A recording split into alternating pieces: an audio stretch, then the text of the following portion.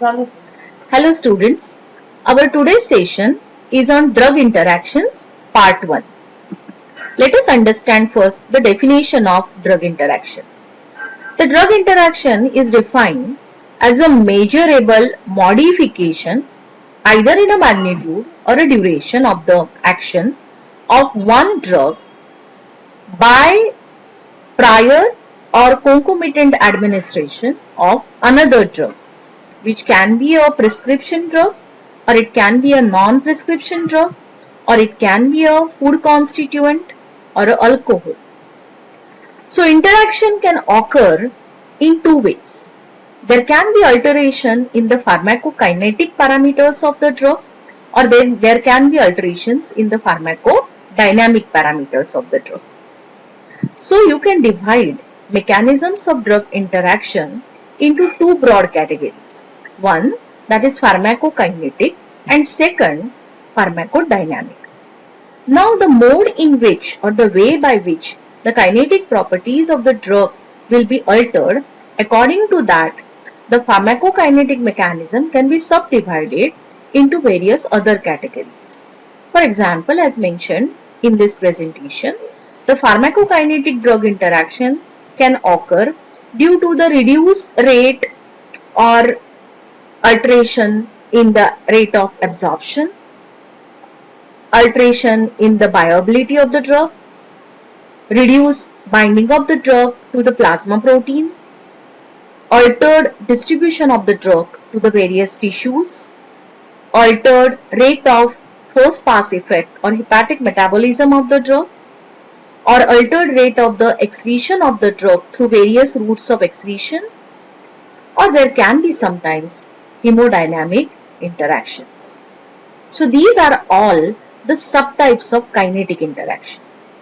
The other major category or a mechanism by which drug interactions can occur is at the site of action or at receptor level, and those are termed as pharmacodynamic drug interactions, where there can be either a potentiation of the co-administered drug or a principal drug, or there can be antagonism of activity of any one of the drug. There can be a potentiation at a non-target receptors, or your drug might lead to alteration in the fluid or the electrolyte balance of the body, or sometimes there can be interference with various transport mechanisms which are involved. Now let us understand what are the different effects of drug interaction. Effects of the drug interaction sometimes can be desirable also, but number of times they can be adverse also. Majority of the drug interactions are desirable or inconsequential. Now clinically desirable drug interactions, they can sometimes form a part of the routine therapeutic regimen where two or more drugs with different pharmacological effects are given intentionally to antagonize each other's side effects.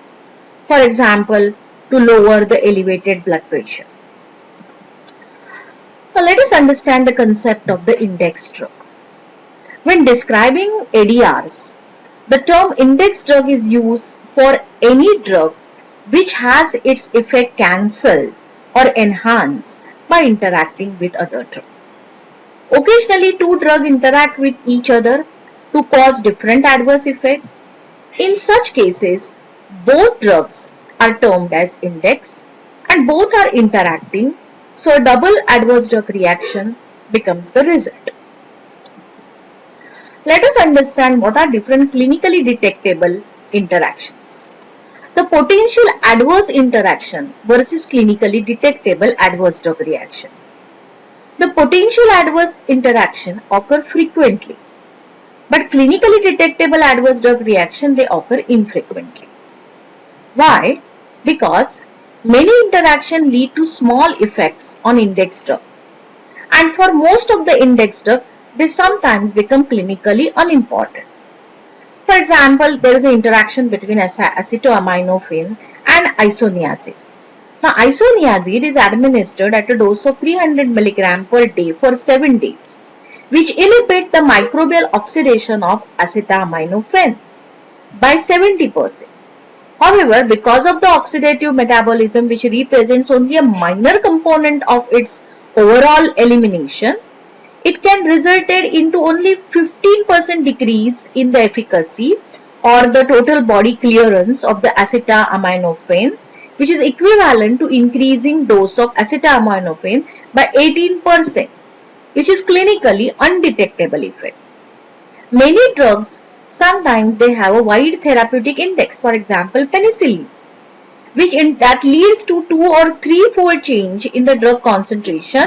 Even if is there, it will not lead to any adverse effect, being having a very large therapeutic window. So when we are talking about a drug interaction mechanisms, as I have already mentioned, there are two broad categories, kinetics and the dynamics. Let us understand the examples and the modes one by one. The first, that is a pharmacokinetic. There can be sometimes some chemical interaction leading to alteration in ADME. There can be some interactions affecting oral bioavailability of the drug, some interactions affecting binding of the drug to the proteins, some interaction leading to alteration in biotransformation, and some interactions leading to alteration in the rate of excretion. Let us understand first what are different types of the chemical interactions. The drug can react physically or chemically with each other before they are administered to the patient, or in case of oral preparation, this interaction may take place even before the drug is absorbed. For example, when you are giving oral tetracycline, there are chances that tetracycline may form or it may chelate the cations like calcium, magnesium, aluminium or iron, and resulting into the cation tetracycline complex, which cannot be further absorbed. Also, in case of bile acid binding resins, cholestyramine and cholestyramine, they will bind to some anionic drugs and will decrease their absorption. So, chemical interactions may take place before the drug proceeds for the absorption. So, which are the interactions which can affect the bioavailability of the drug? They can be divided into alteration in the pH, complexation and adsorption of the drug, the drugs whose bioavailability is getting affected due to alteration in the gastric emptying time, the factors which are affecting the rate of absorption of the drug through the absorption membrane, or drugs which are affecting the rate of the first pass effect. So gastric emptying rate, let us understand first. That is, the rate of gastric emptying is very important when you are desiring a rapid onset of the action. For example, you are expecting a rapid relief from the pain, or onset of a sedation is needed, or a parenteral drug administration is not possible. In those cases, you have to give a drug orally and you are expecting a rapid onset, and if there is alteration or there is a delay in the gastric emptying time, that is altering the bioavailability and the effect of the drug. Another is alteration in the pH. The Anderson-Hasselbalch equation, which we already studied, has told you that weak acids are always in a non-ionized form at acidic pH, and the weak bases are present in the non-ionized form at a basic pH. Now, weak acids, if they are, or weakly acidic drug, if they are administered along with strongly alkaline antacids, then obviously that is going to lead to the ionization of the acidic drug, and that will ultimately lead to decrease in the rate of absorption of those drugs. Similarly, or on the same line, if the weak bases are administered along with antacid, non-ionization of the drug, and that will lead to the increased absorption of the weak bases. So let us understand, if suppose there are weakly acidic drugs which can be commonly administered with antacids, or aspirin plus antacid, which will result into the reduction in the side effect, for example is ulceration, which is a desired effect. Ketoconazole, if given with antacid, ketoconazole absorption is favored at a acidic pH, but if you are administering it with antacid, that will decrease the rate of absorption of ketoconazole. or bisacodyl administered with antacid, the drug will disintegrate at alkaline pH before reaching to the circulation, and not only that, but it will irritate stomach and may sometimes induce vomiting and efflux of the drug. Another mechanism is complexation and adsorption. As we already discussed about this example, and it's a very well-known example, the tetracycline forms a complex with almost all divalent cations, including calcium, magnesium, iron, zinc, and they are likely to be present into the various co-administered or OTC products or the drugs which are likely to get co-administered, such as antacids, hematinics, and various milk products. So, complexation of tetracycline with those divalent cations present in these constituents may lead to the complexation and will alter the rate of absorption of tetracycline. Tetracycline, if given along with a bismuth subsalicylate plus metronidazole, a combination used for treating peptic ulcer, the reduction in the absorption of the tetracycline due to the presence of the bismuth, which is desirable in case of the ulcer if it is caused by the Helicobacter pylori infection, because in that case we want our drug to reside across a luminal site and not into the systemic site. So we want a drug to be residing locally across the GIT wall, and that is feasible if the bismuth is present. Cholestyramine and cholestyramine. We all know that they are anion acid binding resins. So those drugs like warfarin, digoxin, thiazide, they are going to form a complex if co-administered with cholestyramine or cholestyramine, and that will reduce their absorption. Even the naturally occurring bile acid, chenodiol or sodiol, which are usually used for dissolving bile stones, if combined with cholestyramine, are not going to give us any therapeutic benefit, and there is going to be a failure in the dissolution of the bile stones. Another important factor is a gastric emptying. If there is a slow gastric emptying, or food is there, or autonomic neuropathy is there, or heavy exercise, or drugs, for example, antacids or anticholinergic drugs are there, or narcotics are there, they are surely going to alter the motility of the GIT, and that's going to alter the gastric emptying rate. The enhanced gastric emptying or a rapid gastric emptying will take place in case of the drugs like cisapride, domperidone, which are prokinetic drug, or metoclopramide, and this will result in the earlier and the higher peak concentrations of the index drug. For drugs that are inactivated in the acid environment of the stomach, for example levodopa or penicillin G, the increased gastric emptying will lead to the increased bioavailability.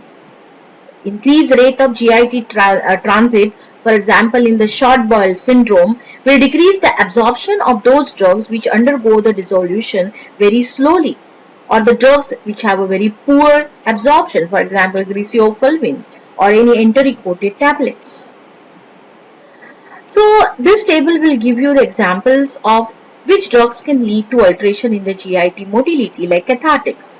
They will increase GIT motility, will decrease the retention period in the GIT lumen for absorption of the drug, and that is surely going to decrease the absorption of the co-administered drugs. Antispasmodic drugs like anticholinergic, they are going to decrease GIT motility, increase retention period, and therefore if combined with any other drug, its rate of absorption is going to get increased. For example, antacids are always given in co-administered with anticholinergic drugs, so that residing period of the antacid across the GIT lumen increases. So for a longer period, the neutralizing effect of the antacid can be gained. Metoclopramide, it is known for increasing the motility of the GIT tract, and that will lead to the reduction in the time of absorption of the co-administered drug, and that will reflect as a decrease in the bioavailability of the co-administered drug. There can be an interaction between a drug and the food. Not only that, but a food can also alter the rate of absorption of the drug. The food affects the rate of absorption by either altering the rate of dissolution of the compound or a drug, or altering the pH of the GIT tract and therefore altering the rate of ionization and therefore the degree of absorption, decreasing the access of the drug to the site of the absorption, For example, antibiotics, well-known example, require to be given 1 hour before or 2 hours after consuming the food. Here there are some of the examples like theophylline. If consumed with a charcoal broiled food, it will decrease the absorption of theophylline. Already we have discussed tetracycline and milk product complexation will take place that will reduce the absorption of tetracycline. Acarbose. Instead, this is a drug interaction which is a beneficial drug interaction. We all know that acarbose is used to reduce blood sugar level, and therefore acarbose has to be taken along with the food, and that will delay the digestion of the carbohydrates and will not lead or will prevent the hyperglycemia in diabetic patients. Didanosine, anti-HIV drug, if it is taken along with not only with the food but even if it is taken with a drink, it is going to cause 50% reduction in the absorption, and hence it is must that patient should be instructed not to drink or eat food 1 hour prior to the administration of the drug. Even the type of the food matters. If MAO inhibitors are consumed with a cheese, that is going to lead to the hypertensive crisis because of the high content of the tyramine into cheese. Griseofulvin has to be administered with a fatty mill, being a very lipid soluble drug that will increase the rate of absorption because a fatty food will induce formation of the micelle, and micellar formation is going to increase the rate of absorption of the highly lipid soluble drugs like griseofulvin. Change in the dietary habits can also lead to the pharmacokinetic drug interactions, like consumption of the food containing less amount of vitamin K, and that is surely going to enhance the effect of anticoagulants like warfarin. Their effects are going to get prolonged. These are some examples of the drug-food interaction. Anticoagulants with leafy green vegetable, fish or cabbage. Antihypertensive drugs interacting with cheese, broad beans, pickles, chocolates and licorice. Cardiac glycosides interacting with salty food. And diuretics with licorice, because licorice has antidiuretic activity. So obviously the diuretic effect is going to get blunted. The drug absorption, most of the drugs are absorbed in the small intestine by passive diffusion. For some drugs, for example like oral neomycin, antineoplastic drugs, they can damage the intestinal absorptive surface area, and therefore they can result into a potentially decreased absorption of the other drugs, especially those drugs whose absorption doesn't happen very completely, and there is an incomplete absorption. In addition to that, if there is a damage to the intestinal mucosa, obviously the viability of the drug is drastically going to get decreased. Now, what are the measures to avoid the drug-food interaction? The reference material regarding the drug-food interaction must be available to the patient. The data could be coordinated by the pharmacist or the dietitian so that patient is placed on a diet which will not interfere with his normal therapeutic regimen. Even the community pharmacist should notify the patient about possible drug-food interactions so that he can consult with them or can counsel with the patient which food has to be avoided during course of the therapy. The hospital pharmacist should also instruct the patient on which type of the diet he should consume, especially during the discharge from the hospital. Now another parameter is alteration in the GIT flora. As we all know that a chronic consumption of the broad spectrum antibiotics lead to the suppression of the essential flora in GIT tract, and that sometimes will alter the levels of the vitamin K, because vitamin K is synthesized by this essential flora. In such circumstances, there can be a potentiation of the effect of anticoagulants. Even erythromycin, tetracycline, they lead to the suppression of the GIT flora, and that leads to the decrease in the metabolism of the digoxin and can lead to the elevated serum digoxin concentration. The broad spectrum antibiotics, due to suppression of the GIT flora, can lead to the inhibition of the hydrolysis of the conjugated form of estrogen and therefore decrease in the free drug absorption and can lead to the failure of the oral contraception.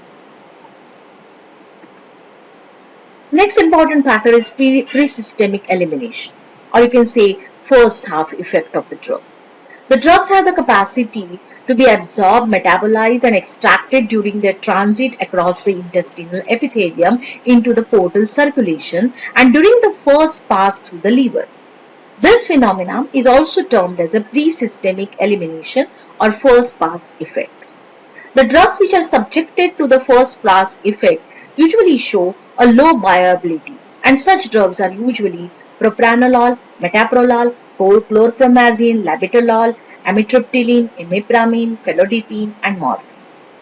These drugs can compete with each other and hence may alter or increase each other's bioavailability. For example, a competition between a chlorpromazine and a propranolol. Even the components of the grapefruit juice can increase the bioavailability of the drugs which are substrates to the cytochrome P450 isoenzyme, for example, felodipine and cyclosporine. This occurs because of the inhibition of the cytochrome enzyme by the grapefruit juice components across the intestine. Thank you.